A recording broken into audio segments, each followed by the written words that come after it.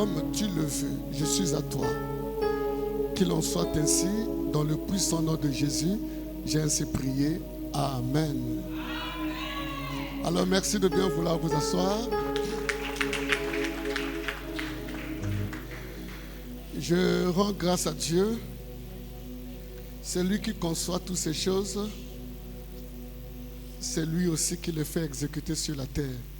Je lui dis merci pour cette opportunité qu'il m'accorde ce matin d'être ici parmi les orateurs. Je remercie sincèrement le prophète Jules Gama pour l'honneur qu'il m'a fait ce matin d'être compté parmi les orateurs. Merci beaucoup. Je sais que la chair est précieuse. C'est ici que tout se construit. Et c'est ici aussi que tout peut être démoli. Et je prie que le Saint-Esprit m'aide à être de ceux qui apportent une contribution à cet édifice. Je bénis le Seigneur pour cette œuvre excellente que le Seigneur est en train d'accomplir en ces lieux. Amen. On reconnaît l'arbre par ses fruits. Et je tiens aussi à remercier tous les éminents hommes de Dieu en vos rangs, grâces et ministères respectifs. Merci. Votre présence ici, c'est une noble contribution à la réussite de ces assises. Puisse le Seigneur vous bénir. Si j'interviens ici, ce n'est pas parce que je suis le meilleur, mais tout simplement, c'est une grâce qui a permis que je sois là. Et laisse que le Seigneur m'accorde cette grâce aussi de pouvoir être à la hauteur de la mission qui m'est assignée ce matin. Alors, je ne voudrais plus m'étendre dans les présentations. Je crois que l'apôtre Gama, l'hôte de ces assises, m'a déjà succinctement présenté. Mais permettez quand même que, pour rassurer votre audition, que je parle un peu peut-être brièvement de moi, tout simplement pour assurer votre audition. Vous savez, je suis beaucoup baigné dans la culture juive, je vous l'ai dit. Un juif authentique, c'est quelqu'un qui protège son oreille. Le juif, c'est difficile qu'il prête l'oreille à un inconnu. Vous savez, parce que l'oreille, c'est la porte principale d'entrée qui détermine l'existence de toute personne. Nous sommes le reflet de tout ce que nous écoutons. Vous allez devenir ce que vous avez l'habitude d'écouter. Ça veut dire que si vous câblez, vous branchez votre oreille à une mauvaise source, vous deviendrez une mauvaise personne. C'est ce qui fait que vous allez remarquer que même Jésus-Christ, Dieu connaissant les Juifs, Dieu connaît son peuple. Il savait que les Juifs ne pouvaient pas prêter l'oreille comme ça à Jésus. Merci. C'est pour cela qu'il a envoyé un prédécesseur qui est Jean-Baptiste pour préparer le chemin de son fils. Et pourquoi Jean-Baptiste? Parce que Jésus n'avait pas un nom. Mais Jean-Baptiste avait un nom. Lui au moins c'est le fils de Zacharie. Et Zacharie c'est pas la moindre des personnes. Hein. C'est un sacrificateur.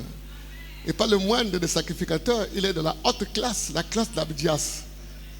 C'est parmi les meilleures classes de la sacrificature de cette époque-là. Lui au moins il a un nom et une bonne histoire. On connaît comment il est né, donc son témoignage était connu des Juifs. Et les Juifs pouvaient l'écouter. Et cela lui garantissait une certaine autorité, une certaine aura. Mais vous savez comment l'histoire de Jésus est tellement floue. Déjà, bon, il s'avère que sa femme, sa maman a été enceintée par le Saint-Esprit. Ça, il faut avoir vraiment de la hauteur pour accepter ça. Amen. Donc, il faut avoir vraiment de la hauteur pour comprendre que voilà, cet enfant-là, c'est le Saint-Esprit. Même Joseph, pour croire à ça, il fallait que l'ange lui apparaisse et lui dise ça. Parce que ce n'est pas facile à croire. Même entre nous, les serviteurs de Dieu, ce n'est pas facile. Il y a des miracles qui dépassent notre foi. Alléluia. Donc voilà, avec tout ça, il fallait quelqu'un qui pouvait lui présenter. Et quand c'est Jean qui présente, et si c'est Jean qui le présente, les gens disent que si ça sort de la bouche des gens, on peut croire. Et quand Jean a dit, celui que vous voyez là, c'est lui l'agneau de Dieu qui ôte le péché du monde. Moi là, je ne suis même pas digne de délier sa chaussure. Je suis le visionnaire du réseau interministériel des hommes de Dieu, le RIMOD, Nouvelle Vague, dont l'apôtre Gama est le vice-président départemental ici à Pointe-Noire. Je suis aussi le président d'un grand rassemblement de femmes, Sénafer, les Reines Esther. Amen. Je vois le sous deux ailes. En dehors de mes fonctions ecclésiastiques, je suis un petit cadre quand même de l'État. Amen. C'est ce qui fait que vous remarquez que j'arrive souvent un peu en retard. Voilà ce que je peux dire brièvement de moi. C'est tout simplement pour assurer votre audition. C'est quand même un expérimenté aussi qui parle, ne vous en faites pas. Vous n'aurez pas perdu votre temps. Connaissant l'apôtre et le prophète Gama, je ne pense pas qu'il puisse prêter son auditoire à quelqu'un dont il n'a pas la maîtrise. Amen. Alors, je suis sûr que le Saint-Esprit va vous satisfaire tout à l'heure. Merci, prophète Gama. Bon, nous allons parler de l'argent. Je parle de la prospérité, mais je parle de l'argent. Alors déjà, c'est que créez-moi l'atmosphère de la richesse. Vous savez, il y a des atmosphères appropriées pour chaque activité. Il y a l'atmosphère prophétique. Le prophète, pour libérer la prophétie, il faut lui créer l'atmosphère. Il y a l'atmosphère des miracles. Quelqu'un qui opère dans la dimension des prodiges, il faut lui créer l'atmosphère. Il y a des hommes qui transportent les atmosphères. C'est ce qui fait que vous allez remarquer que Jésus-Christ, quand il s'agissait d'accomplir des choses d'une certaine dimension, s'est entouré de personnes appropriées qui avaient l'atmosphère appropriée. Quelqu'un me comprend? Est-ce qu'on peut me suivre? Alléluia! Pourquoi? Pour ressusciter la fille de Jairus, il fait sortir tout le monde, tout le monde. Il fait sortir tout le monde parce qu'il voulait créer l'atmosphère. Il prend Jean, Pierre et Jacques, il met autour de lui parce que c'est des gens qui transportent l'atmosphère appropriée. Est-ce que vous savez qu'il y a des atmosphères qui peuvent bloquer certaines opérations? Alors voilà pourquoi je parle de l'argent. Premièrement, l'argent n'aime pas le bruit. Dis à celui qui est à côté de toi, l'argent n'aime pas le bruit. Alléluia. Alors, mon thème, c'est la loi des finances. Veillez à ce que je ne déborde pas. Qu'il y a quelqu'un qui va regarder le chrono. Dès qu'il sait qu'il me reste 15 minutes, qu'il me dépose le papier ici. Je ne vais pas déborder. Je parle de l'argent. La loi des finances, c'est une loi. Il y a une loi. Une loi, c'est un ensemble de principes qui régissent un domaine d'opération donné. Donc, la loi des finances, c'est tout un registre, c'est tout un ensemble de principes qui coordonnent le fonctionnement des finances. Donc, je dis que la loi des finances se traduit dans cette étude comme l'ensemble des principes et des mécanismes qui régissent l'organisation, le fonctionnement des finances au sein du royaume de Dieu sur cette terre, en vue de garantir l'équilibre social et la prospérité financière des citoyens et pèlerins célestes. La prospérité équilibrée fait partie des souhaits ravivés de Dieu créateur envers ses enfants. Ainsi, les finances occupent une place déterminante dans le maintien de cet équilibre spirituel, physique et social de l'être. C'est sur ce que les Saintes Écritures, dans la 3e épître de Jean, chapitre 1, verset 2, je lis, bien-aimé, je souhaite que tu prospères à tout point de vue et que tu sois en bonne santé à l'image de ton âme. Comme l'a su le dire le prophète, la prospérité doit être équilibrée. Amen. Dieu souhaite que tu sois prospère sur tout point de vue, spirituellement, moralement, physiquement, socialement. Amen. Et c'est ça qui assure l'équilibre. Mais si tu es spirituellement très élevé et financièrement pauvre, tu es en déséquilibre. Alors, faute de moyens financiers, vous allez remarquer que bon nombre de disciples ont fait naufrage par rapport à la foi. Il y a des gens qui, par manque de moyens, par manque d'argent, à cause de la pauvreté, ont fait naufrage dans la foi. J'en parle avec beaucoup de preuves parce que je suis passé par ces choses-là. Et plusieurs organisations spirituelles, je parle des églises et des congrégations, ont failli dans leur mission parce qu'il leur manquait cette ressource financière. Ainsi, tout comme l'onction, l'argent est une provision divine indispensable dans l'exécution de tout mandat. Il faut aimer l'argent. C'est une provision qui est indispensable. Vous ne pouvez pas servir Dieu, vous ne pouvez pas faire des exploits si vous n'avez pas cette orientation sur l'argent. Si vous n'avez pas la direction appropriée sur l'argent, votre ministère va patiner. Je suis passé par là, je parle de ma propre expérience. Amen. Vous voyez, tout ce qui nous entoure ici, c'est l'argent. Tout ça, c'est l'argent. On est entouré par l'argent. Ce micro, c'est l'argent. Tout ça, tout ce que vous voyez là, c'est l'argent. Et si vous ne mettez pas l'argent à sa place dans votre ministère, vous allez échouer. Les finances, parlons de finances. Communément appelé l'argent, les finances constituent un puissant moyen d'échange, de trafic et de commercialisation employé par les humains en remplacement du troc qui se limitait par les échanges de biens en nature. Ça, c'est l'histoire. Au fil des temps, avec l'évolution et le développement de la société humaine, les finances ont évolué en pièces métalliques, d'abord de monnaie, ensuite en coupures de banque. Enfin, et ça a progressé jusqu'en titres d'échange, en pierres précieuses, en cartes monétiques de crédit, en comptes électroniques, et aujourd'hui nous avons la monnaie virtuelle. Alors parlons de l'esprit de la richesse. La richesse, c'est un état d'esprit. La richesse, ce n'est pas les billets de banque, ce n'est pas des pièces de monnaie, ce n'est pas tout ce que vous voyez là, c'est un esprit. La richesse est avant tout un esprit de noblesse et ensuite un pouvoir de fructification et de sécurisation des avoirs d'une personne. La vraie richesse confère la noblesse à son bénéficiaire. L'argent est destiné à la perfection de l'être humain. L'argent n'est pas fait pour le mal. L'argent ne fait pas le mal à quelqu'un. C'est pour votre perfectionnement. L'argent aiguise les vertus, développe les potentiels et octroie à l'homme les moyens d'action. La vraie richesse est source de paix, de sécurité, de bonnes inspirations et de bonnes initiatives. L'argent donne des initiatives. Quand vous avez l'argent, vous avez de beaux rêves. La richesse suscite des grands rêves et les accompagne. Vous voyez, quand vous voyez un pauvre, il a toujours des petits rêves. Son rêve, c'est demain, je vais manger quoi? Le riche n'a pas ce genre de rêve-là. Donc la richesse suscite des grands rêves et les accompagne jusqu'à la réalisation. La richesse facilite l'existence et procure le bien-être. En conclusion, la richesse est une bénédiction ou une faveur divine. Deutéronome chapitre 28, 2 à 14. Ça, vous irez lire. La pauvreté, par contre, est une malédiction. Je vous dis, la pauvreté, c'est une malédiction. Ça, c'est mon point de vue. Je vais vous le prouver. C'est une malédiction.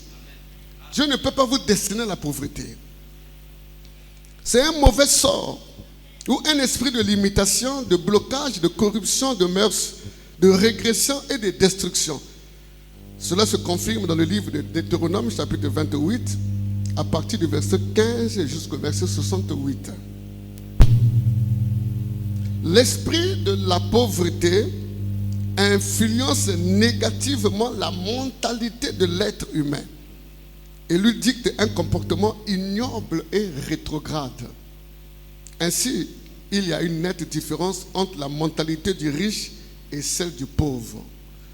La différence entre le riche et le pauvre se situe au niveau de la pensée, de la mentalité et du comportement, et non du volume des avoirs de chacun. Si vous prenez même un conteneur de billets de banque, vous donnez à un pauvre, quelqu'un qui a l'esprit de la pauvreté, il finira pauvre. Car un pauvre détenant une immense fortune finira par tout perdre et sombrer à nouveau dans la pauvreté. Par contre, un riche démuni de biens matériels finira toujours par en avoir en grande quantité. Car la richesse, tout comme la pauvreté, est un esprit, source d'inspiration et forgeant un comportement donné. Amen. Je peux avancer? Ça passe quand même? Je cours avec mon temps. Alors nous allons essayer de faire un tableau comparatif entre le riche et le pauvre, pour être un peu plus pragmatique. Le riche, c'est celui qui a l'esprit de la richesse, et le pauvre, c'est celui qui a l'esprit de la pauvreté. Le riche a une large ouverture d'esprit. C'est quelqu'un qui a l'esprit ouvert. Mais le pauvre manque d'ouverture d'esprit. Le riche a des pensées nobles, des pensées de la grandeur, de la générosité. Mais le pauvre a des pensées ignobles. Le riche a une large portée visuelle. C'est quelqu'un qui voit loin. Le pauvre a une courte portée visuelle. Le riche, c'est quelqu'un qui voit au-delà des barrières. Mais le pauvre voit toujours les barrières. Il voit toujours les barrières. Le riche est très audacieux et le pauvre est réservé. Le riche est courageux, le pauvre est timide. Le riche prend des risques, il est risquant. Le pauvre est très hésitant. Quand tu lui proposes quelque chose, il dit il n'aime pas prendre des risques. Le riche a des grands rêves, le pauvre a des petits rêves, ou des fois on n'en a même pas. Le riche, c'est quelqu'un qui débarque de sa zone de confort et de sécurité pour atteindre ses objectifs. Mais le pauvre ne quitte jamais sa zone de confort. Le riche est très passionné, le pauvre est très rationnel. Le riche est très actif, le pauvre est passif. C'est quelqu'un qui subit la vie.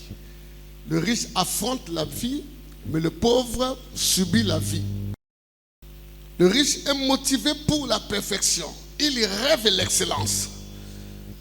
Le pauvre se contente de l'essentiel. Voilà pourquoi les pauvres vous trouvent toujours compliqués. Ah, ce qui compte c'est quoi? C'est 4 murs, un toit. Pourquoi tout ça? C'est la pauvreté.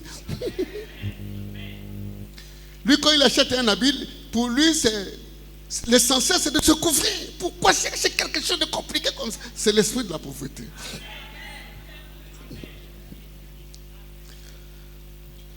Le riche est très sélectif.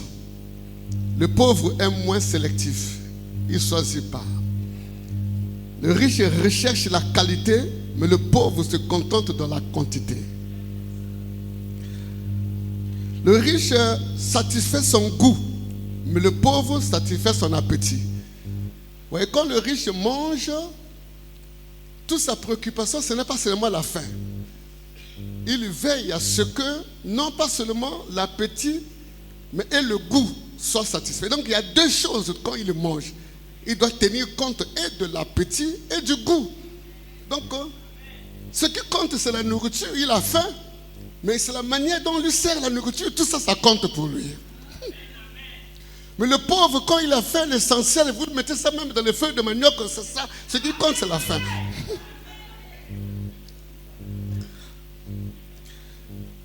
Le riche est toujours en quête d'excellence. Mais le pauvre rétrograde et il est limité. Le riche est très généreux et libéral, le pauvre est égoïste. Le riche est très courtois, le pauvre est pessimiste et manque de courtoisie. Le riche est optimiste, le pauvre est pessimiste. Le riche est prompt pour la prise des initiatives, mais le pauvre est lent dans la prise des initiatives. Le riche est très confiant, mais le pauvre est méfiant.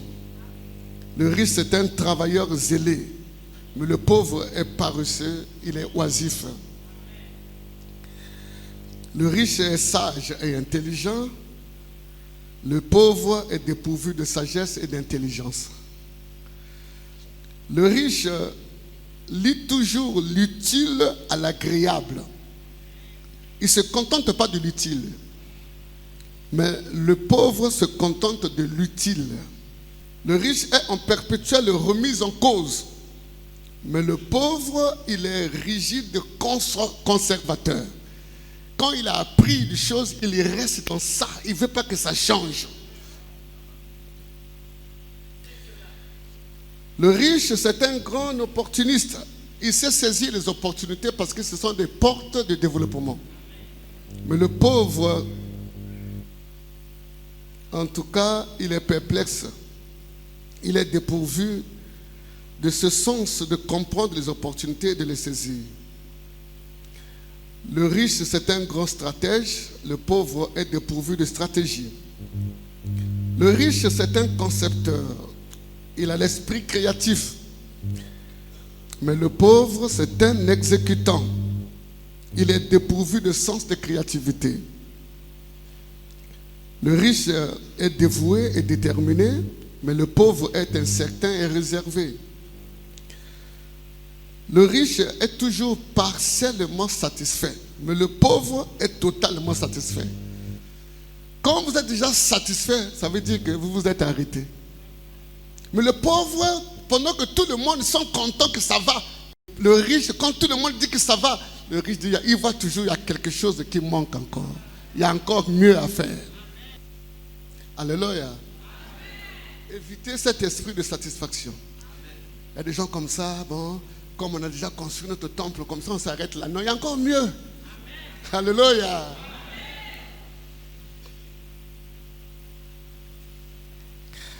Alors on peut évoluer. Le riche affronte les défis, mais le pauvre évite les défis et les problèmes. Vous voyez, les pauvres, c'est des gens qui n'aiment pas les problèmes. Hein? Moi. La vie est faite de problèmes. Si tu n'aimes pas les problèmes, tu ne vas pas vivre. La vie, c'est l'ensemble des problèmes à résoudre. Celui qui vit, c'est celui qui a des problèmes à résoudre. Quand vous évitez les problèmes, mais vous mourrez.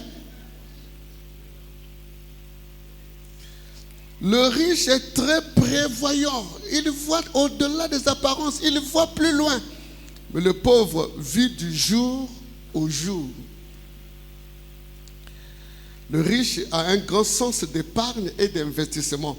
Mais le pauvre, c'est un consommateur. Lui, c'est un grand... Quand il en a, il consomme tout. Il vit du jour au jour. Quand il dit qu'il n'a rien, il n'a aussi rien. Il y a des gens comme ça qui n'ont jamais de réserve. Est-ce que vous savez que c'est quand même aberrant pour un père de famille? On arrive dans sa maison, quand il dit qu'il n'a rien, ça veut dire qu'il n'a même pas 500 dans sa maison. Voilà, vous y êtes ça. Ah non, mais c'est dangereux. Même dans le pays, il y a toujours des réserves. Il y a des choses qu'on ne touche jamais dans la vie. Quand vous arrivez dans une station, on vous dit qu'il n'y a plus de carburant. Vous croyez qu'il n'y a plus de carburant? Ils ont atteint un niveau où on ne peut plus servir. Il y a le carburant. Le pays a toujours des réserves. Dans votre vie, ayez des réserves. Vous savez, il y a des gens, quand ils disent qu'il est fauché, ça veut dire qu'il même 1000 francs là, il n'en a pas. Oh, mais ça, c'est quelle personne? Moi, quand je dis que je n'ai rien, ça veut dire que j'ai atteint un niveau où je ne peux plus dépenser.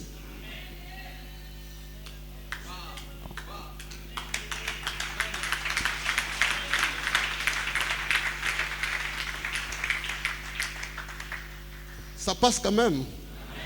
On peut avancer.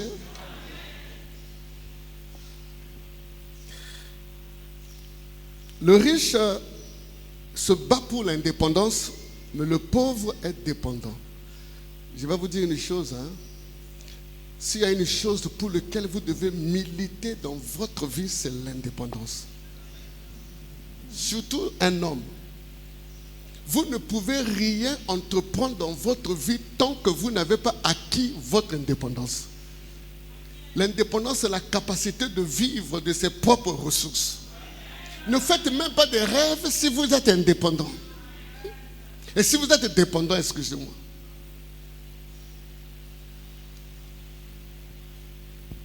Amen. S'il y a quelque chose pour lequel vous devez lutter dans votre vie, c'est la dépendance. Si vous dépendez de quelqu'un, vous n'avez pas de rêve. Tous vos rêves là, c'est pour cette personne. Vous commencerez à voir votre vie quand vous devenez indépendant.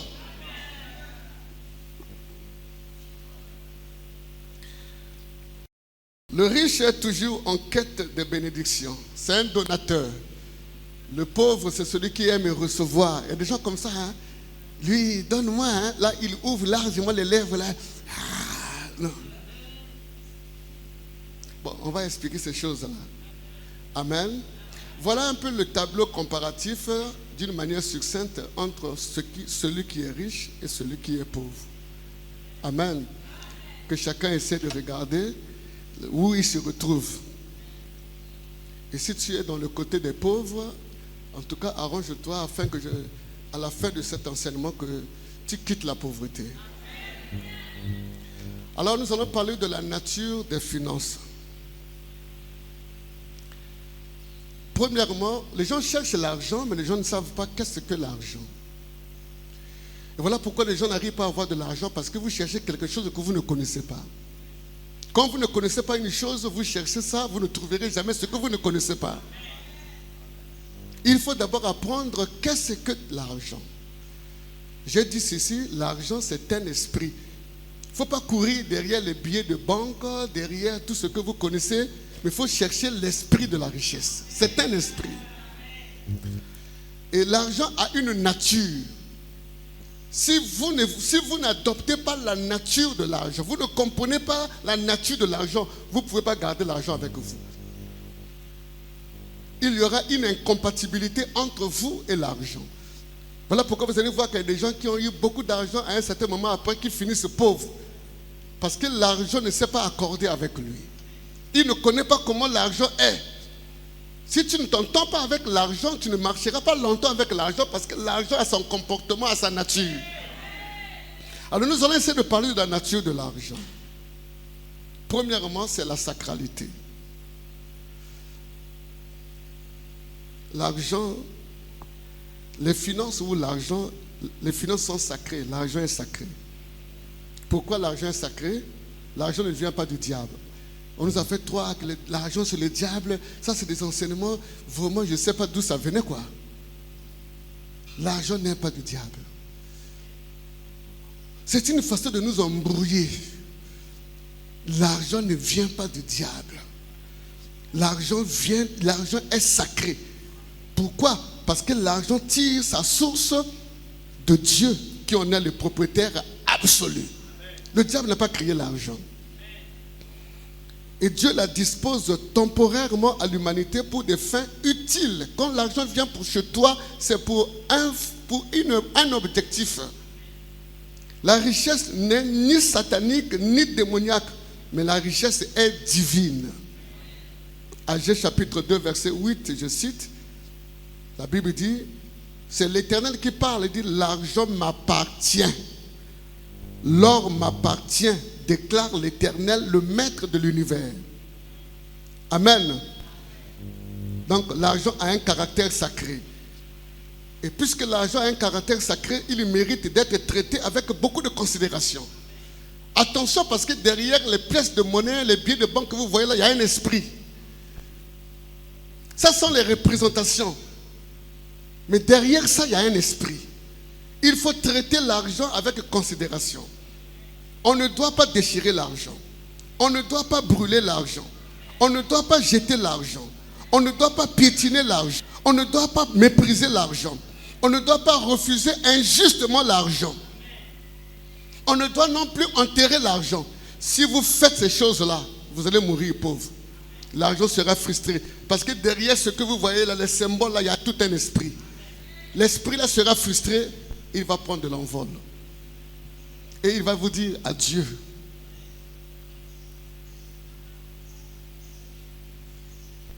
C'est clair? Deuxièmement, la spiritualité. L'argent ou la richesse est spirituelle. C'est en réalité une bénédiction ou un esprit de prospérité qui tire sa source de Dieu. Quand on dit la bénédiction, ce n'est pas quelque chose qu'on voit, mais c'est un esprit. Quand cet esprit vous loge, alors il produit du matériel. Proverbe 10, verset 22, c'est la bénédiction de l'Éternel qui enrichit. Et l'Éternel ne la fait suivre d'aucun chagrin. Amen. Donc, l'argent est spirituel. Le royaume de Dieu est mieux organisé que tout autre royaume sur cette terre qui ne fait que refléter son ombre. Les multitudes d'anges, des multitudes d'anges qui peuplent ce royaume sont répartis en départements avec des missions et attributions bien spécifiques. Vous savez qu'il y a une multitude d'anges. Ce sont des myriades et des myriades d'anges. Mais ils sont bien organisés. Parmi eux, on distingue les anges des finances. Il y a des anges des finances. Je crois que Dieu, quand il disposera du temps, je vais vous parler de cette expérience-là. Il y a des anges, quand leur seule mission, ils gèrent les finances. Ce sont des gardiens des trésors.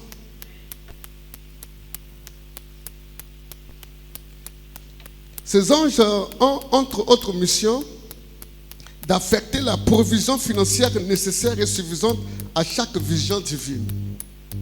Quand Dieu vous donne une vision, ces anges-là vous accompagnent. Eux, ils ne viennent pas pour les problèmes de guérison des malades, les problèmes des prophéties. Ça, ce n'est pas leur affaire. Eux, il manque quoi? Oh non, on veut construire le temple. Ils disposent l'argent. Leur mission, ils sont fidèles à leur mission. Ils ne quittent pas leur rang. Ils ont la mission donc d'affecter la provision financière nécessaire et suffisante à chaque vision divine. Fructifier les ressources financières des bénis de l'Éternel. Sécuriser les ressources financières des bénis de Dieu. Assurer la direction et l'orientation financière. Quand l'argent vient pour un but. Quand tu fais autre chose avec la mission pour laquelle l'argent est venu, tu frises cet argent. Voilà pourquoi beaucoup de personnes ont des problèmes. Tu te lèves dans une église. Je suis arrivé au Centrafrique. J'arrive, je trouve un temple, un grand temple, une église de près de 1500 personnes. Ils avaient commencé à construire un temple, ils priaient en plein air. C'était une grande église. Pour ceux qui connaissent la Centrafrique, l'église de la coopération. Donc, une grande communauté. Tu connais cette église. Tu vois la toiture, tout ça là. C'est mon appel de fonds qui a fait ça. Alors, j'arrive à cette église. On fait un grand culte avec près de 1500 personnes. Le culte communautaire. Et nous sommes en plein soleil. Et Dieu me met à cœur de couvrir ce temple-là. Je fais un appel de fonds un seul dimanche. Un seul culte. On a eu 11 535 000 à un seul culte. Le pasteur était surpris, il dit, mais ça c'est jamais vu. Maintenant, peu importe. Ce qui m'importe c'est quoi? À la fin du culte, on se retrouve dans mon bureau, lui il me dit, bon, pasteur, tu veux prendre combien? Je dis, quoi? Je vais prendre combien? Mais cet argent est venu pour une mission. C'est pour couvrir le temple. Les pasteurs ont des problèmes à cause des problèmes de détournement. Ne frustrez jamais. Il faut savoir, quand l'argent vient, il faut demander, tu es venu pourquoi? Vous savez, un jour, j'étais chez moi à la maison. Il faut toujours savoir pourquoi tu es venu. Des fois, ce n'est pas venu pour toi. Hein? J'ai une femme là qui est venue me voir.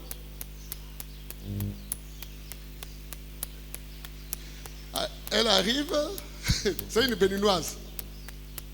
Elle m'appelle, bon papa, moi je vais venir te voir. Je dis d'accord, elle arrive, elle me donne 2 500 000.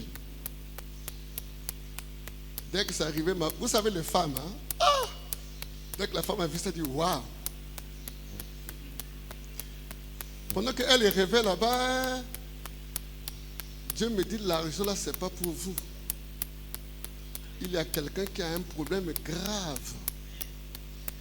Et vous devez soutenir cette personne. J'ai dit à ma femme, l'esprit m'a dit que ce n'est pas notre argent. Et j'ai pris tout cet argent et je suis allé soutenir cette personne. si j'avais consommé cet argent. C'est là où il y a des ministères qui ne décollent pas parce que vous avez fait des détournements de chapitres et ça frustre l'esprit de la richesse. Attention, quand l'argent, c'est un esprit, quand l'argent vient, il faut demander tu es venu pourquoi. Des fois, ce n'est pas pour toi. Voilà le tout dernier témoignage. Je crois que Clébert connaît ce que je dis. J'ai été victime d'un vol. On a volé la sonorisation à l'église. Bon, là où aussi on travaille, là, vous savez, il y a des moments comme ça où c'est des vaches maigres, la période des vaches maigres, il n'y avait rien.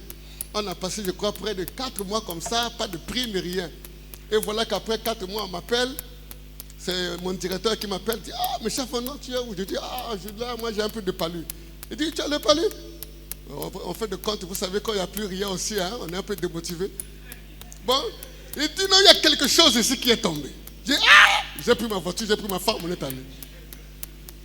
On arrive là-bas, il nous tend une enveloppe, c'était pas grand-chose, 1 million de francs CFA. Il dit non, en tout cas, on a pensé quand même à nous. Nous sortions des moments difficiles. On n'avait rien. Dès que ma femme a vu 1 million, elle a commencé à arriver. Elle témoigne souvent ça, elle commençait à arriver. Waouh! Oh, Nzamba Zamalam. On est rentré dans la voiture pendant qu'elle s'est exultée là. Moi, j'entendais la voix du Seigneur. L'argent là, c'est pas pour toi. J'ai envoyé ça pour la sonorisation. Mais je ne pouvais pas lui dire ça. Je sais que si je lui dis ça, ça ne va pas marcher. Qu'est-ce que j'ai fait? Je l'ai amené juste au marché. J'arrive là, je prends le synthé. 750 000, j'ai pris. Table de mixage, j'ai pris. Il nous est resté 50 000. Et puis pendant qu'il y avait quelqu'un qui m'avait appelé, qui m'a appelé, là, je lui devais 25 000. Il dit, oh, mais j'ai 25 000, Nangaï. Je me dis, il ne faut pas avoir les dettes, libère ça. Vous savez, ma femme n'était plus là. J'étais au volant, j'étais seul. Quand vous voyez les gens qui ont l'argent, ils ont compris comment l'argent fonctionne.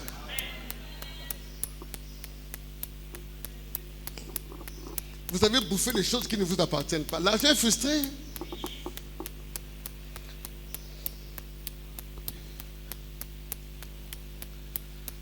Amen. On peut évoluer. J'étais sur la spiritualité. Amen.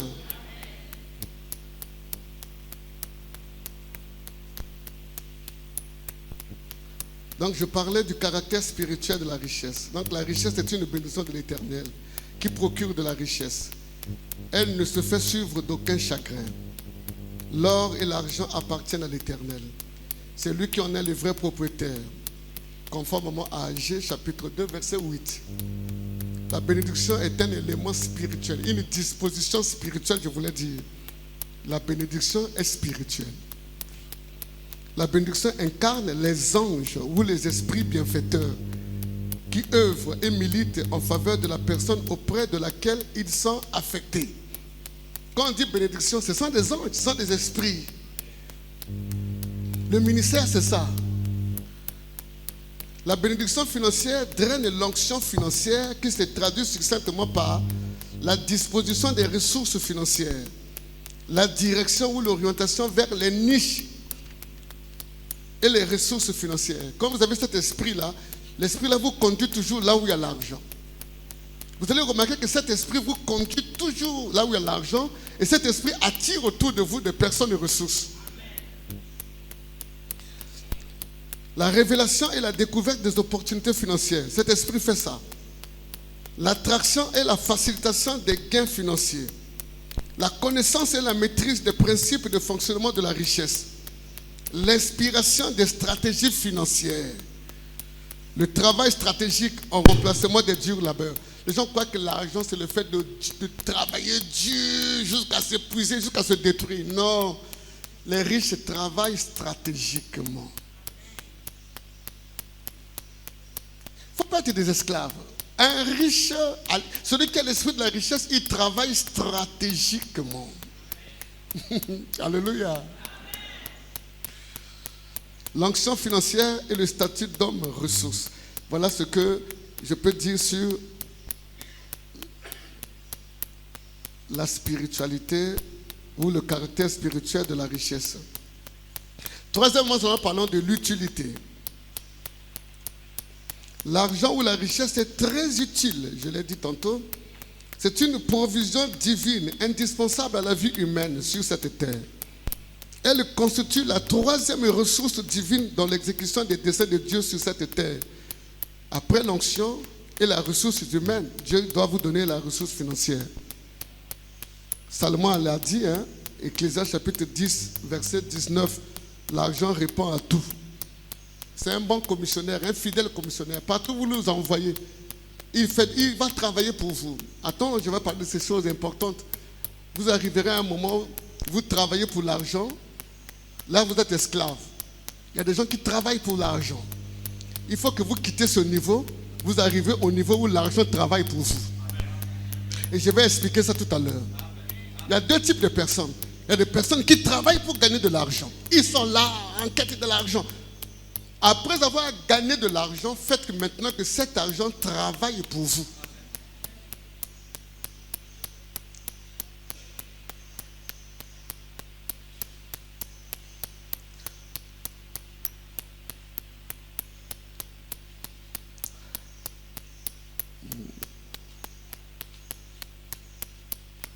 Donc l'argent est destiné au bien-être des hommes. Sur ce, l'on doit éviter de frustrer les esprits des finances en détournant l'argent de sa vraie mission par un mauvais usage. À cet effet, on ne doit pas dépenser l'argent pour tout ce qui frustre l'argent.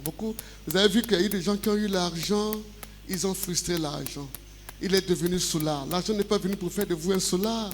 Il est devenu ivrogne, il est devenu alcoolique, il est devenu impudique, il est devenu corrompu. Et vous frustrez l'argent. L'argent n'est pas venu pour ça. Quand vous commencez à utiliser l'argent à des fins obscures, l'argent est frustré et l'argent vous abandonne. C'est ce qui fait que vous voyez certaines personnes qui avaient de l'argent à un moment donné finissent par la pauvreté. Ils ont frustré l'esprit de la richesse.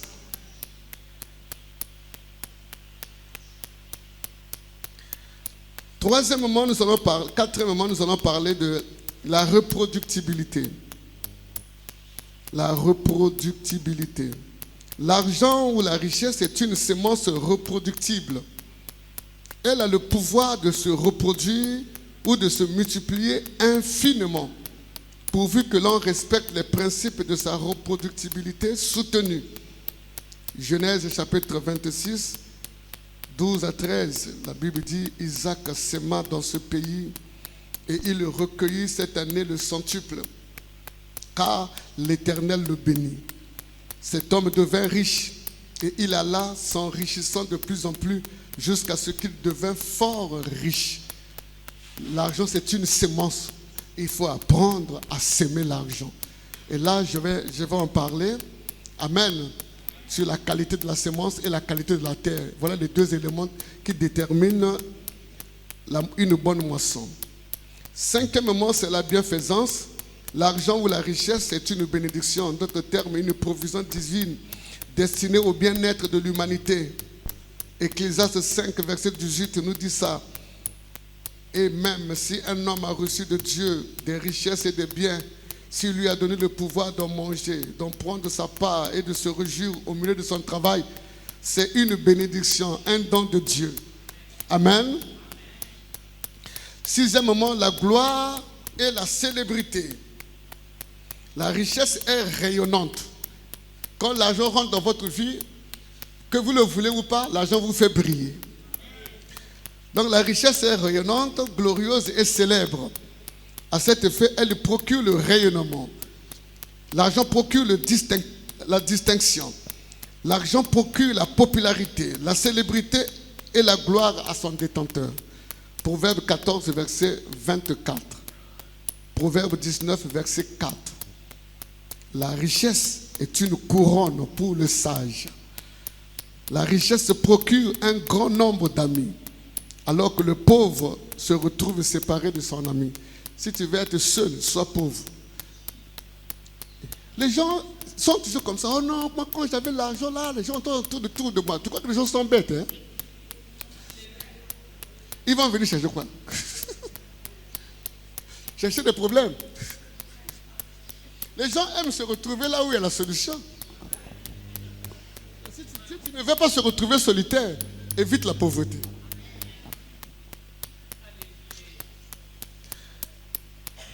Septièmement, le pouvoir, l'autorité et la domination. L'argent ou la richesse procure le pouvoir, l'autorité et la domination. En d'autres termes, la fortune confère la capacité d'action, la capacité d'influencer et la capacité d'assujettir. Voilà ce que l'argent fait. Proverbe 18, verset 23 et Proverbe chapitre 22, verset 7. Le pauvre parle en suppliant, mais le riche répond avec autorité. Le riche domine sur le pauvre. Celui qui emprunte est l'esclave de celui qui prête. Huitièmement, la sécurité et la longévité.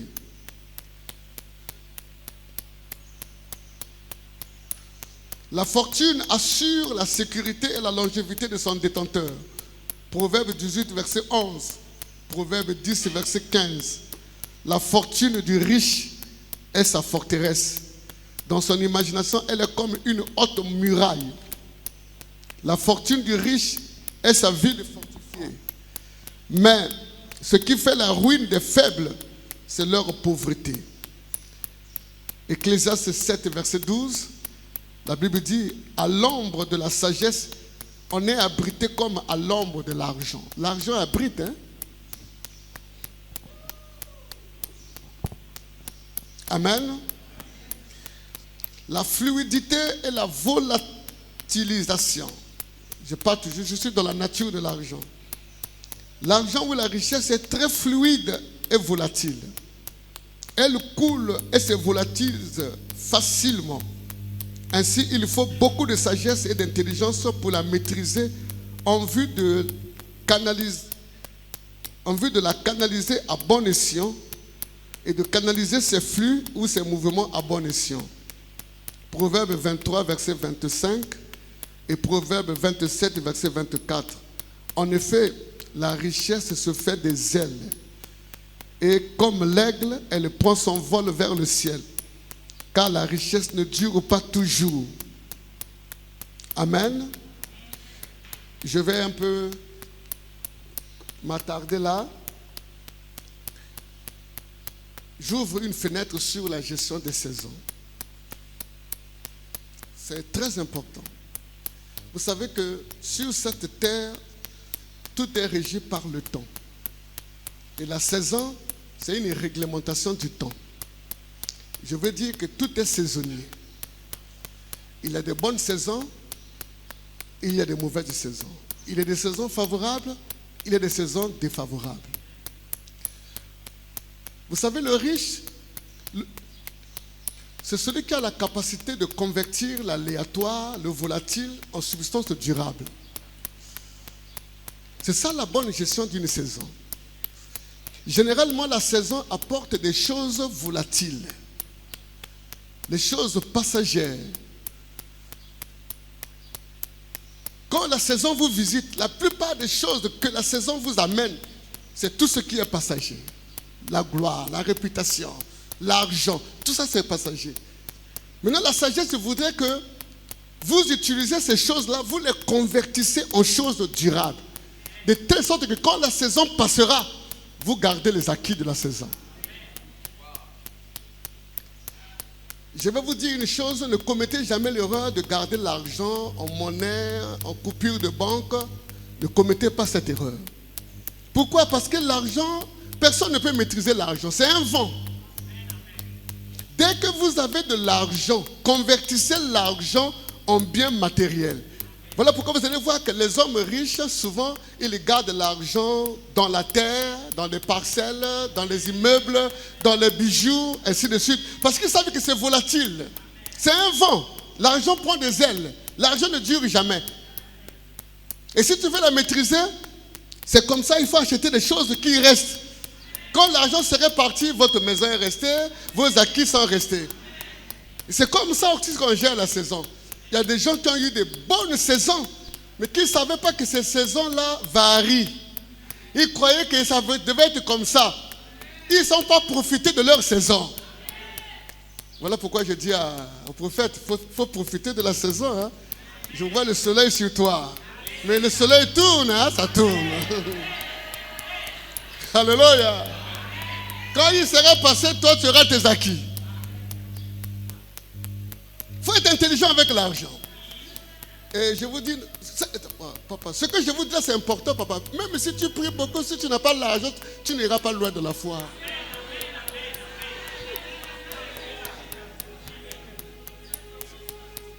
J'ai vu des ministères, des gens qui ont une forte onction, des grandes visions, des grands rêves, mais qui patinent parce qu'ils n'ont pas compris ces principes de l'argent. Alléluia. Donc, l'argent est fluide et très volatile. Ne garde jamais. Il y a des gens comme ça, hein? Non, j'ai 15 millions dans la maison. Ça, c'est une faute. 15 millions, là, il faut dire, il faut convertir ça, achète une parcelle. On ne garde pas l'argent comme ça en billets de banque. Non, on garde ça dans les immeubles. La serviabilité, ça c'est la nature de l'argent. L'argent est très serviable. C'est un grand serviteur, plein de potentiel. Elle est entièrement soumise aux exigences de son possesseur pour donner satisfaction à tous ses besoins et ses désirs ou ses rêves. Salomon, l'un des hommes riches, parmi les hommes les plus riches de la terre, a compris cela et il a finalement dit, l'argent donne la réponse à tout. 11e élément sur la nature de l'argent, l'argent est neutre. La neutralité et la limpidité. Tout comme une eau potable ou un air pur, la richesse en soi est pure, neutre, limpide, incolore et informe. Mais elle épouse de manière homogène la forme ou le fond de son possesseur. L'argent pur. Oh non, l'argent... Lui, quand il était, cet homme-là, en tout cas, depuis qu'il a eu l'argent l'a gâché. L'argent ne gâte pas les gens. L'argent a pris ce que toi tu es. Quand l'argent vient chez toi, il épouse ta nature. Si tu deviens méchant parce que tu as eu l'argent, tu étais méchant avant d'avoir l'argent. Parce que l'argent exalte ce que toi tu es. Si tu es, oh non, depuis qu'il a eu l'argent, il est devenu orgueilleux. L'argent ne rend pas les gens orgueilleux. L'argent est venu en toi, il a trouvé de l'orgueil, il a exalté ton orgueil.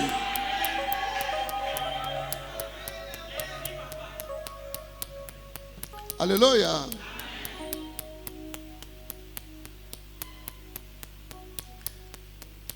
Bon, Actes chapitre 8, verset 17, vous irez lire, je cours derrière mon temps. Parce que ce cours-là, c'est un cours de 2 heures, mais je vais le faire en 1 heure. La transmission, 12e nature. L'argent ou la richesse est un puissant moyen de transmission ou de communication. Elle est nantie des ondes ou des dispositions surnaturelles qui capturent, qui épousent et qui transmettent les sentiments ou les intentions de son possesseur. Ainsi, derrière chaque offre se cache toujours une bonne ou une mauvaise intention. Amen. Vous voyez, quand quelqu'un veut communiquer un sentiment, il utilise son argent. Quand tu prends l'argent de quelqu'un, quand tu prends un bien de quelqu'un, il faut lire les intentions derrière lesquelles se cache ce bien-là. C'est ce qui fait que vous allez voir que certaines personnes, bon, permettez, ce n'est pas un bon exemple, mais permettez que je le dise, il y a des filles comme ça. Hein? Non, moi je n'aime pas cet homme-là, jamais. Tu blagues avec moi? Le gars dit, il n'y a pas de problème. Quand tu n'aimes pas quelqu'un, ne prends pas son argent. Si tu as bouffé son argent, ne t'en fais pas, il va te bouffer. Parce que dès que tu consommes cet argent, tu consommes ses intentions. C'est pour cette raison que la Bible dit, dans le livre des Proverbes, chapitre 26 et 23, verset 6, ne mange pas le pain de l'homme au regard malveillant. Ne convoite pas ses plats, car il calcule au fond de lui. Mange et bois, te dira-t-il, mais son cœur n'est pas avec toi. Amen. Vous voyez, pour exprimer tout ce qu'ils avaient comme ressentiment dans leur cœur, la considération pour Jésus, les apôtres Et les mages, je voulais dire, les mages lui ont apporté seulement ce qu'ils avaient. Le parfum, tout ce qu'ils avaient apporté, la l'or, l'encens, la myrrhe. C'était une manière de traduire ce qu'ils avaient dans leur cœur. Donc l'argent traduit nos sentiments. C'est un moyen de transmission. On peut transmettre certaines choses à travers le donner. Alors, ça c'était la nature de l'argent. Nous allons parler maintenant des principes divins de la prospérité financière. Premièrement, c'est le principe de l'indépendance financière. J'en ai parlé. Ne pourra expérimenter la prospérité financière que celui qui vit aux dépens de sa propre bourse. En d'autres termes, celui qui consomme ce qu'il produit. Contrairement aux mendiants ou aux parasites financiers, l'indépendant financier est un habile travailleur qui jouit du fruit de ses labeurs et de ses efforts. À ce sujet, l'apôtre Paul affirme dans 2 Thessaloniciens chapitre 3 versets 10 à 12, je cite, « En effet, lorsque nous étions chez vous, nous vous recommandions ceci. Si quelqu'un ne veut pas travailler, qu'il ne mange pas non plus. Nous apprenons cependant que quelques-uns parmi vous mènent une vie désordonnée. Ils ne travaillent pas, mais se mêlent des affaires des autres.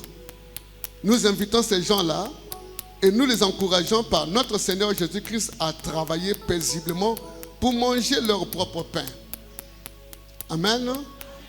La première des choses pour lesquelles vous devez militer, c'est votre indépendance. La prospérité commence par l'indépendance. Assurez-vous votre indépendance. Deuxième principe de la prospérité, c'est le paiement de la dîme. Le paiement de la dîme est un principe universel de la prospérité matérielle ou financière qui fait partie des lois naturelles et surnaturelles qui régissent la création. Le principe du paiement de la dîme a toujours existé avant sa réglementation de la loi de Moïse. La dîme n'a pas commencé avec les commandements de Moïse là. La dîme a existé avant ça.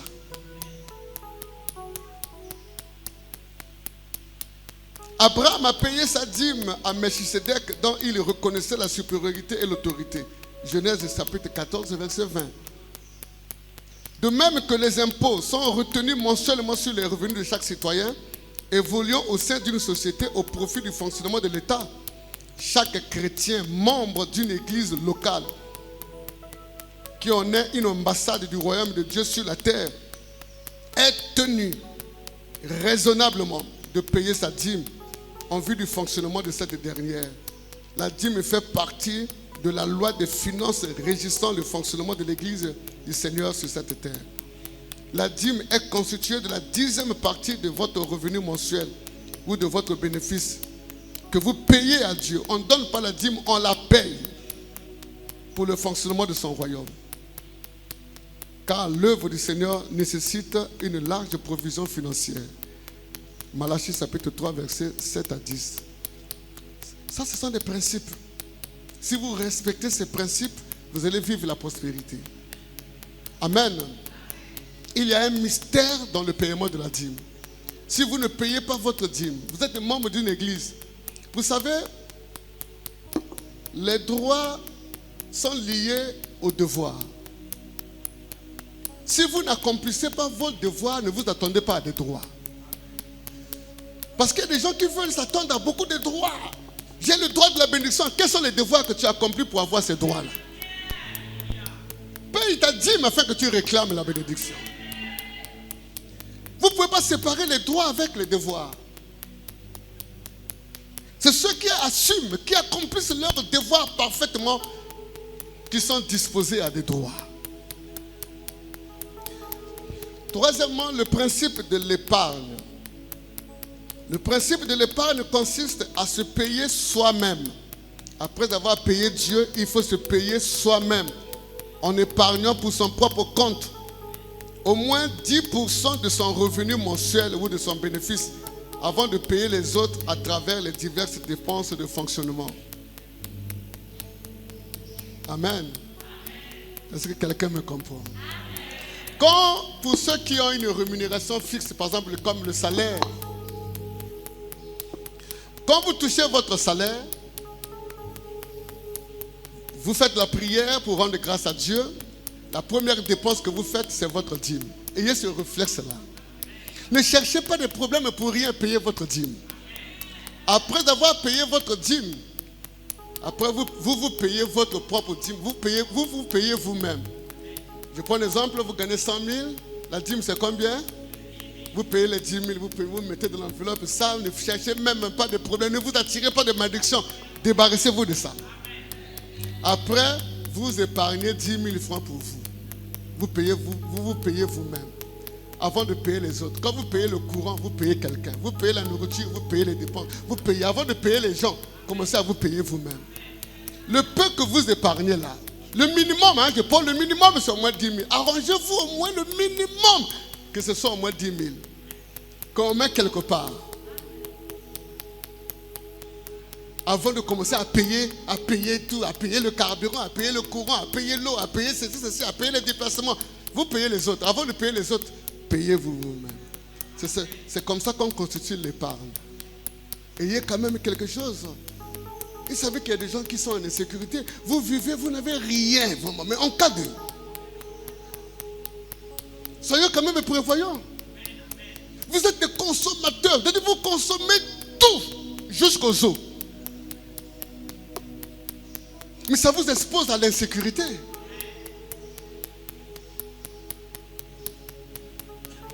Commencez à vous payer vous-même. Après avoir payé Dieu, vous payez. Ça, c'est des choses qu'on ne touche pas. Moi, j'ai des choses qu'on ne touche jamais. C'est ça la discipline financière. Amen.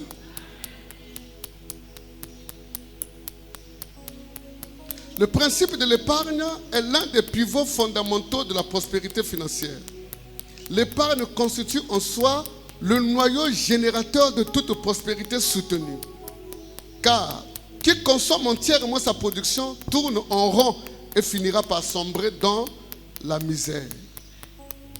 Le principe de l'épargne est souvent bafoué par la tendance de vouloir donner satisfaction à tous ses désirs ou à tous ses besoins, en oubliant que ces derniers seront toujours largement supérieurs à votre revenu. Personne n'a jamais eu l'argent au-delà de ses désirs. Vos désirs sont toujours largement au-delà de vos avoirs. Vous devrez apprendre à fermer les yeux sur certains besoins, car vous n'êtes pas obligé de leur donner une satisfaction totale. Salomon dit à ce sujet dans le livre de l'Ecclésiaste, chapitre 5, verset 10. Quand les biens sont nombreux, ceux qui les mangent le sont aussi. Plus les biens abondent, plus les problèmes, les consommateurs aussi. Ceux qui bouffent, ce sont les besoins. Plus les besoins sont nombreux. Quel avantage en tire le possesseur? Sinon que de les voir à ses propres yeux. Amen. Ayez l'esprit de l'épargne. Ne croyez pas que vous devez donner satisfaction à tous vos besoins. Non. Faites le minimum. Amen. Apprenez à fermer les yeux sur certains besoins. Parce qu'un besoin satisfait engendre un autre besoin. Un désir satisfait engendre un autre désir. Ne soyez pas l'esclave des désirs. Quatrièmement, c'est le principe de l'investissement. L'épargne constitue en soi la base de l'investissement, qui constitue à son tour la forteresse de la prospérité financière et matérielle du riche. Le riche a l'esprit de l'investissement. C'est un investisseur. L'investissement, c'est la sagesse et la capacité de transformer l'épargne en une source de production, en érigeant des structures productives ou en faisant travailler l'argent épargné. L'investissement change le statut du travailleur. Celui qui épargne travaille pour gagner de l'argent, tandis que celui qui investit fait travailler l'argent qu'il a gagné. Ainsi, dans le premier statut, le travailleur est au service de l'argent comme un esclave. Cependant, dans le deuxième statut, l'argent est au service du travailleur. Vous savez, il y a quelqu'un qui m'a affecté. On apprend un peu partout, hein. on n'apprend pas seulement avec les frères de l'église. On peut apprendre sur tout. On peut s'inspirer de beaucoup de personnes. J'arrive dans une ville à Cape Town. C'est une ville que j'aime beaucoup. C'est ma ville de résidence. C'est un blanc qui m'a affecté. Cet homme-là, c'est un milliardaire.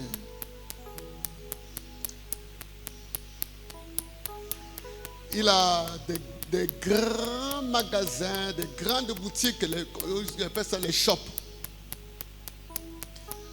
Ce blanc-là, c'est un Américain.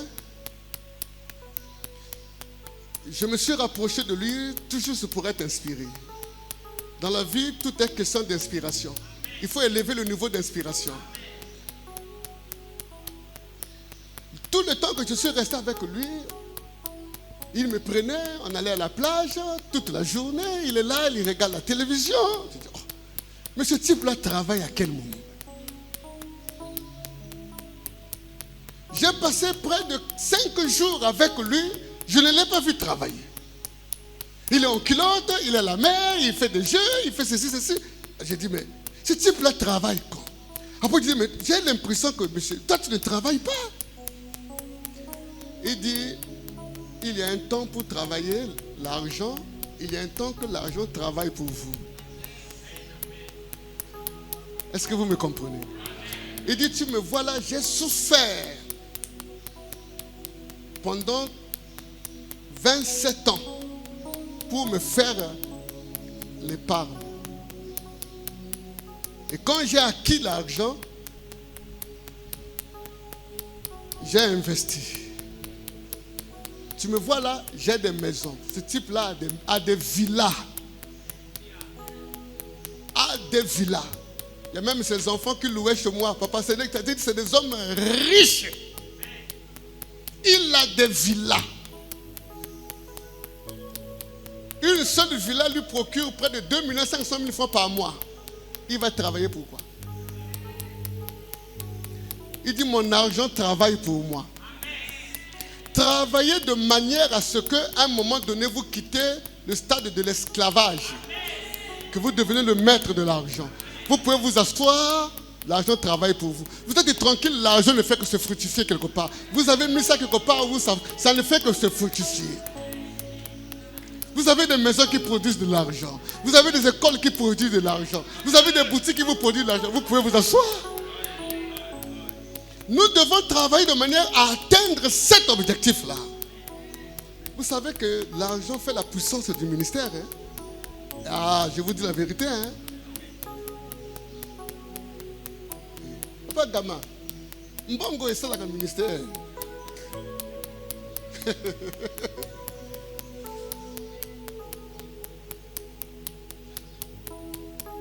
Tu peux beau prêcher si tu es pauvre. Tu es un bon prédicateur, mais tu es pauvre. On ne va pas t'inviter. Je vous dis la vérité. La sagesse du pauvre est méprisée.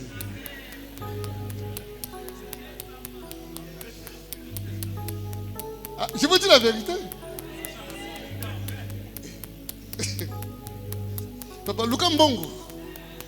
Zama yele Mbongo.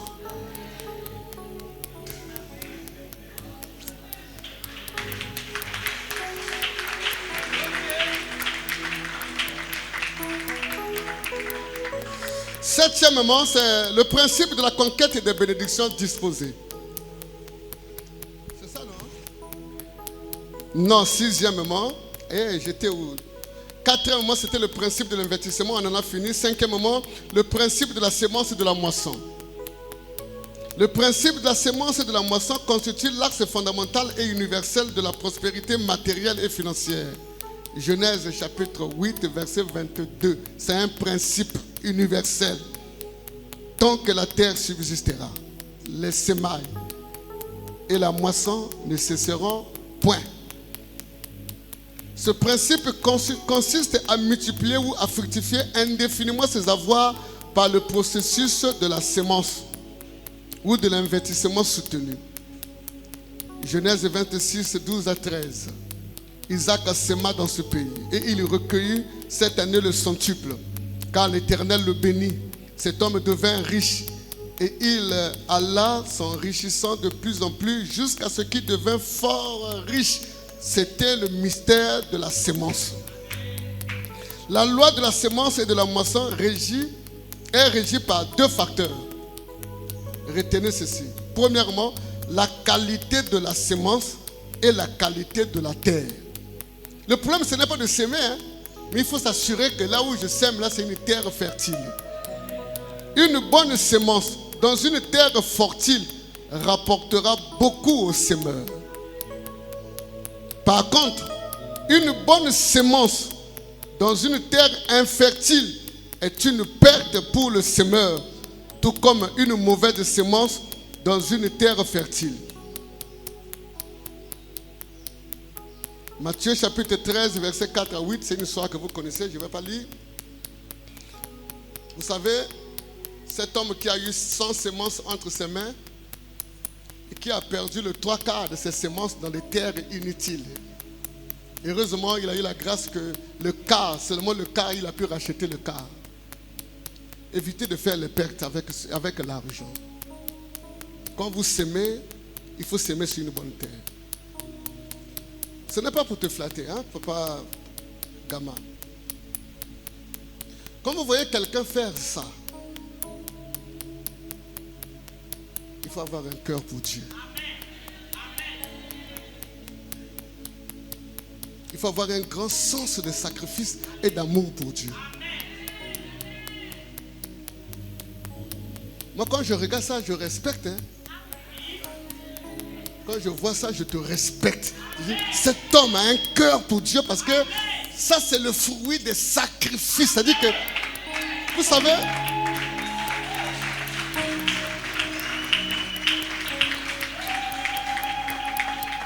la Bible dit, c'est là où...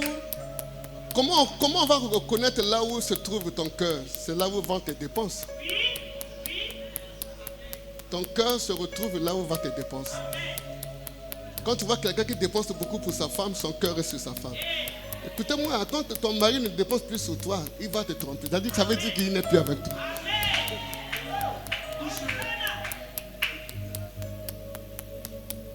Amen. Mais quand quelqu'un, vous voyez quelqu'un investir comme ça, les offrandes qui rentrent pousser pour l'église, il est là pour faire ça. Cet homme a un cœur pour Dieu.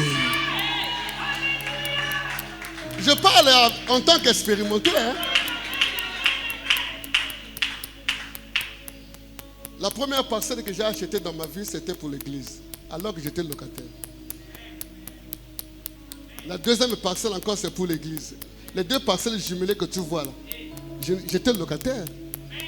Locataire dans le ministère à plein temps. Donc je suis locataire. Je suis à plein temps. Mais j'achète quand même 2 parcelles pour l'église. Il faut avoir un cœur pour Dieu pour le faire. Vous savez, nous sommes des ministres consommateurs. Je vivais modestement. Si vous arrivez à Brazzaville, pour ceux qui savent, qui ont vu le travail que je fais, je suis en train de faire un temple à 5 niveaux. La fondation que vous voyez là, c'est 10 niveaux. Je suis au 4e niveau. Donc je sais, quand je vois ça, je sais évaluer. Et quand j'arrive ici, je peux s'aimer. C'est une bonne terre. Non, on est entre nous. Bon, ici, le milieu est autorisé. Je ne sais pas la configuration du milieu. Moi, j'aime parler aux hommes de Dieu. Tu commences le ministère à peine.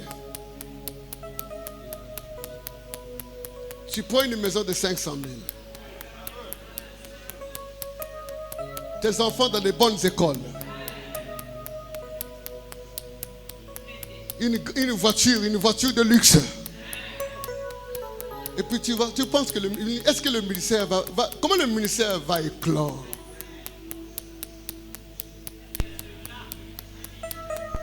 Ça, c'est l'esprit de la pauvreté. Vous savez, regardez, vous savez le riche, non? Vous savez, le pauvre, vous le voyez là, il peut porter des habits chers. Il est dans une maison en location.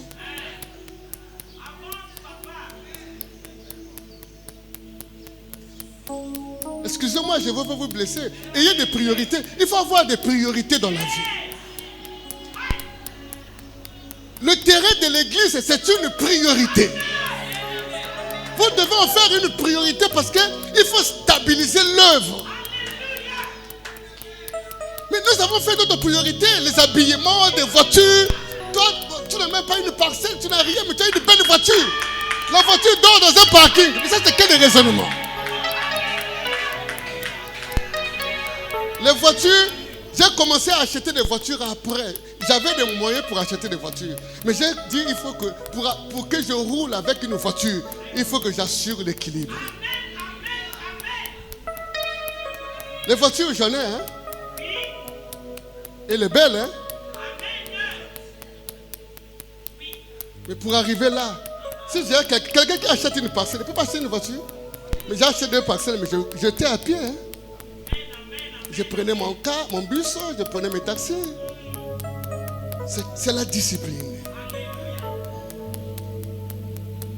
Vous êtes dans une... Moi, j'ai vu des églises, excusez-nous, il faut que nous baptisons. C'est-à-dire, quand nous avons des occasions de se retrouver comme ça, c'est là où on se dit des vérités.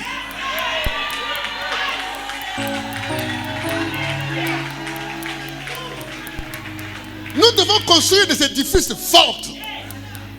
Amen. Mais il nous faut la discipline.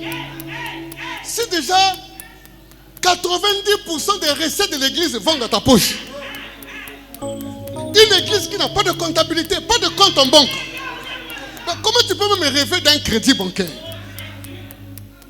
Est-ce que vous savez que nous avons des églises ici? L'église n'a même pas de compte.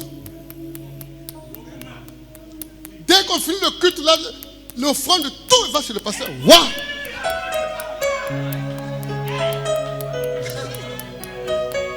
Non. Mettons de la... Un jour, je parlerai de l'administration de l'église. Moi, je suis un administrateur. Si nous ne posons pas les bonnes bases d'un ministère fleurissant, nos rêves là vont finir par l'utopie. On va ressembler à des gens qui dorment debout. La vie, ce n'est pas le produit d'un hasard. Tous ceux qui réussissent ont une histoire. Voilà pourquoi je n'aime pas les gens qui suivent les gens par la tête. Moi, j'aime ceux qui suivent les gens par les pieds. Si tu veux imiter un grand, ne le regarde pas par la tête, tu vas t'embrouiller. Regarde les pieds sur son parcours. Comment il a fait pour arriver là?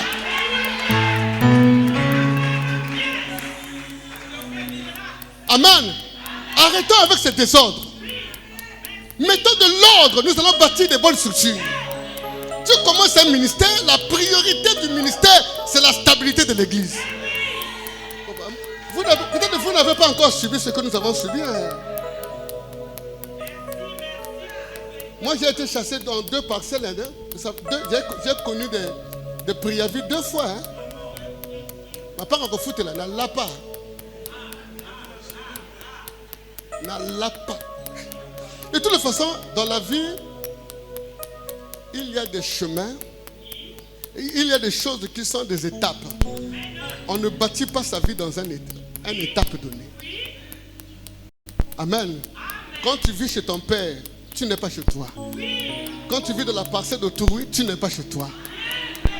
Dieu te place là pour que tu t'organises à acquérir un chez-soi. Tu ne peux pas bâtir ta résidence permanente dans une parcelle en location. Mais tu dors comme sur un terrain, comment vous appelez ça? Le volcan. Ça peut réagir à n'importe quel moment. Comment tu peux être en paix dans un terrain où tu loues? Mais ça peut arriver à n'importe quel moment. Moi, j'ai connu ça. À 2 reprises. J'ai commencé dans la rue des Martyrs. Oh, j'avais aimé là-bas. Mais ce n'est pas chez moi. Le jour qu'on est venu me chasser là, hein, on nous chasse en plein jeune. Hein? En plein jeune. Donc même le jeune n'a pas maîtrisé le propriétaire de la parcelle. Quittez. On est sorti, je n'ai pas appris la leçon. Je suis encore allé louer. Et là-bas, j'ai investi. Ceux qui connaissent là où j'étais. Toi, tu connais là où j'étais. J'ai investi, mais ce n'est pas chez moi. Cette maman-là, quand elle est morte, le propriétaire est venu, et son fils est venu, c'est un colonel, c'était lui l'héritier, et il nous a donné un préavis de 3 mois pour sortir. 3 mois. Il fallait voir ce que j'avais érigé là-bas aussi. L'ignorance, c'est que nous aussi, avec le ministère là, on est tellement spirituel, on ne connaît pas les lois, tout ça là, les contrats. Oui, nous, on veut tout spiritualiser. Hein? Il faut avoir les pieds sur la terre. Là-bas, j'avais construit là-bas, mais ce n'était pas chez moi. Je suis sorti avec l'arbre. Heureusement pour moi, pendant que j'étais là, j'avais tiré un peu de l'essence. Quand on nous sort là, moi j'ai toujours fonctionné avec le système d'un compte bancaire. Si vous arrivez dans mon église, tout est organisé. Les dîmes, toi tu as vu comment ça se passe chez moi. Les dîmes sont organisées. Les offrandes sont organisées. J'ai imposé cette discipline, c'est pour moi-même. Pourquoi beaucoup de gens chez nous échouent? Les entrepreneurs congolais échouent parce qu'ils manquent de discipline. Il gère l'entreprise comme sa maison. Il peut prendre comme il veut. Moi, moi-même, vous me voyez là, je n'ai pas le droit de prendre l'argent de l'église comme je veux. Je passe par la trésorière. On me fait signer même une fiche pour que je prenne l'argent, je signe. Pourtant, c'est moi le pasteur. Hein?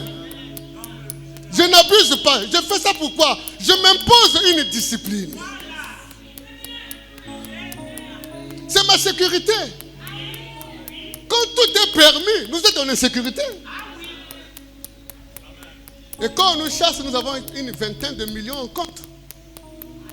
Et c'est ça, c'était quand même un point de départ.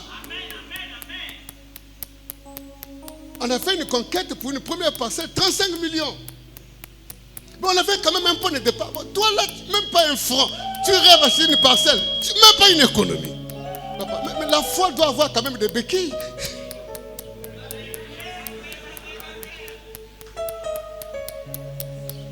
Quand la foi est abstraite là, mais vous êtes en insécurité. Papa, Konzima, est-ce que vous savez que le miracle pour s'opérer, il faut qu'il y ait une base. Dieu ne crée plus rien. Dieu multiplie. Il faut qu'il y ait quelque chose. Si la veuve de Sarepta n'avait pas quelque chose, il n'aurait pas eu ce qu'il a. Et comme j'avais un petit quelque chose déjà dans le compte, ça m'a permis de dire, moi j'étais prudent. Pendant que toute l'église était en deuil, j'ai dit, ne vous en faites pas, nous avons quand même une base. On va s'en servir pour décoller. Et c'est comme ça que nous avons décollé. Et que cette école nous serve tous. On est là pour se partager des expériences. Quand vous êtes dans un terrain loué, laissez un peu le matalana là, allez à l'essentiel.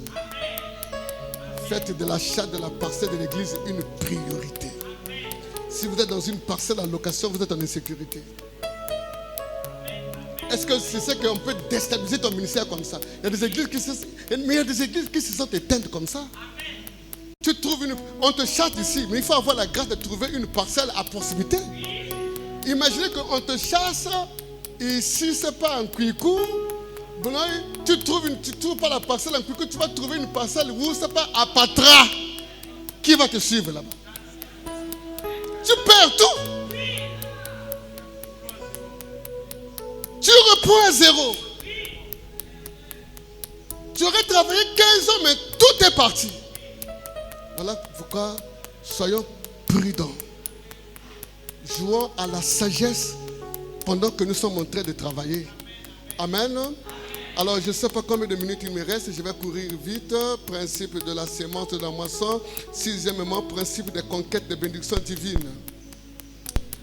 La bénédiction divine est en soi une faveur que l'Éternel accorde à une personne en vue de faciliter son existence en fructifiant et en sécurisant ses biens.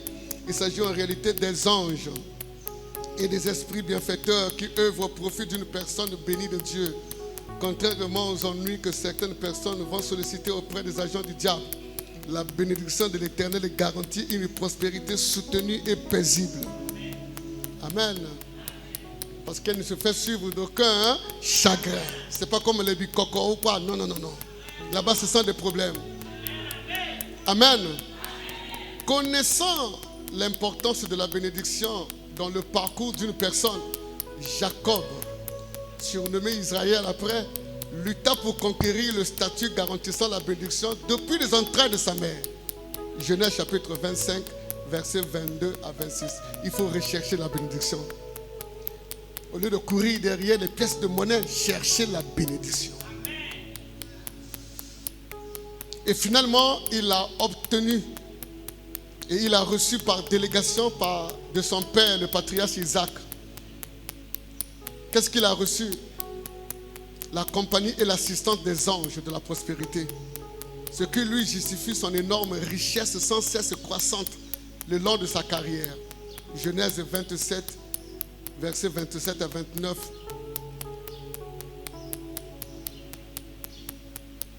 Ah, il me reste 5 minutes. Merci. Alors, il me reste 5 minutes. Voilà ce que je vais vous dire. Amen. Merci, celui-là fonctionne. Alors, il me reste 5 minutes. Je vais circonscrire.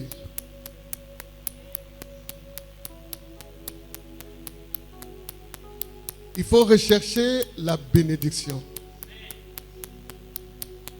Il y a des personnes qui incarnent la bénédiction. Il y a des personnes qui incarnent la bénédiction. Ne vivez pas sur cette terre sans bénédiction. La vie sans bénédiction est horrible sur cette terre. J'ai vu des gens sans bénédiction chercher même à se suicider. Bien que la vie soit précieuse, mais ils ont accepté de se donner la mort. Parce qu'il n'y a pas de bénédiction dans leur vie. Il faut conquérir derrière la bénédiction. Il y a des hommes bénis qui sont des sources de bénédiction. Comme les Abraham étaient une source de bénédiction. Il faut apprendre à être connecté avec des sources de bénédiction. Jacob a cherché ça depuis le ventre de sa mère. Parce qu'il savait que la bénédiction était régie par le droit d'aînesse. Malheureusement pour lui, il naquit comme le second. Mais il a milité à cela, jusqu'à ce qu'il a pu obtenir la bénédiction. Mais il ne savait pas qu'est-ce que la bénédiction. C'est quand il quitte son père. Vous savez, quand Jacob a quitté, c'est cette histoire que moi j'aime. Quand Jacob quitte son père, vous imaginez, il quitte son père. Son père, c'est Isaac. Un homme riche, fort riche. L'héritier d'abord d'Abraham. Et il a fructifié les biens d'Abraham. Mais ce qui m'étonne, quand cet enfant est parti, il n'a rien amené d'Isaac. La bénédiction lui suffisait. Il avait reçu la garantie de devenir riche. Il n'a pas cherché à amener quoi que ce soit, même un chameau, rien. Il est parti à pied. Tout ce qu'il avait amené, c'est une provision d'une journée de marche. Et c'est quand il passe la nuit quelque part que le Saint-Esprit lui ouvre les yeux pour comprendre qu'est-ce qu'il avait reçu. Il a vu les anges monter et descendre. Et c'était ça la bénédiction. La bénédiction, ce sont ces anges-là. Quand ils vous sont affectés, ils marchent avec vous, ils œuvrent avec vous. Ils vous guident vers les ressources. Est-ce que vous savez que l'argent est gardé, est protégé? Partout où il y a des trésors, les trésors sont protégés par des esprits. Les ressources de la mer, là, c'est protégé par des anges. Les ressources de la terre, c'est protégé. Ça se déplace, hein? Dieu canalise la bénédiction là où il veut. C'est celui qui a trouvé la faveur de Dieu. Et quand vous avez ces anges-là, les anges-là vous attirent. C'est comme dans l'autre côté, on appelle ça moyeke. Chez nous, ce sont des anges. Vous voyez que l'argent vient chez vous facilement. Quand vous rentrez quelque part, cet endroit est béni. Vous voyez Joseph, quand il arrive chez Potiphar, la maison de Potiphar a été bénie. Il a commencé à avoir de l'argent. Il y a l'esprit qui travaillait. Amen. Vous croyez que Pharaon, les pharaons, c'est des gens avertis. Pourquoi il est placé sur le trône? Il a vu sur cet enfant l'argent. Mais oui. Il a vu quelque chose que lui n'avait pas. C'est pour cela qu'il a érigé là et il avait raison. Et sa grâce a couvert l'Égypte pendant les moments de crise. Même pendant le moment de crise internationale, la grâce de Joseph. Il faut chercher les bénédictions. Il y a des hommes sources de bénédictions. Il faut se connecter avec ces personnes-là. des personnes qui marchent avec les anges de finances. Et il y a des bénédictions disposées. Ce sont des choses de prédisposées. Assister les veuves, assister les orphelins, ça paye. Hein? De temps en temps, faites ça. Moi, je fais ça souvent. C'est le secret de Job. Il dit, il sauvait les malheureux. Il donnait son pain aux indigents. Et la bénédiction des pauvres venait sur lui. Ça sont les bénédictions que vous pouvez trouver dans la nature, ce sont prédisposées. Quand vous honorez votre père et votre mère, ce sont les bénédictions prédisposées. Il faut les chercher. Amen. Que le Seigneur vous bénisse.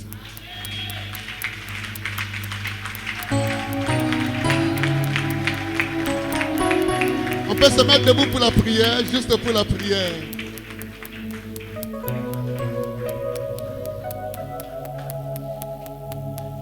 Alors nous allons rendre grâce à Dieu pour cet enseignement. Je crois avoir donné l'essentiel par rapport au temps qui m'a été accordé. Amen. Et nous allons prier pour que ces paroles que tu as entendues, l'onction qui accompagne ces paroles, accomplissent des choses extraordinaires dans ta vie. Et qu'au sortir d'ici, tu aies une autre façon de voir les choses. Si tu avais l'esprit de la pauvreté, que tu quittes la pauvreté. C'est un problème de choix. Prions.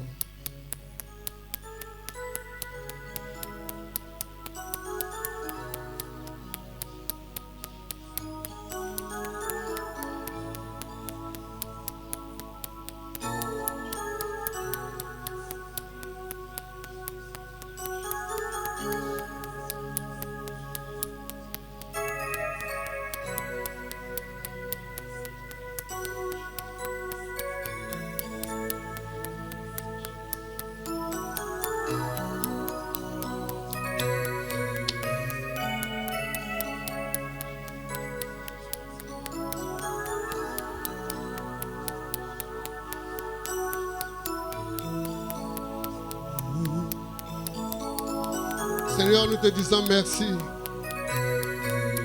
Merci infiniment pour ta parole.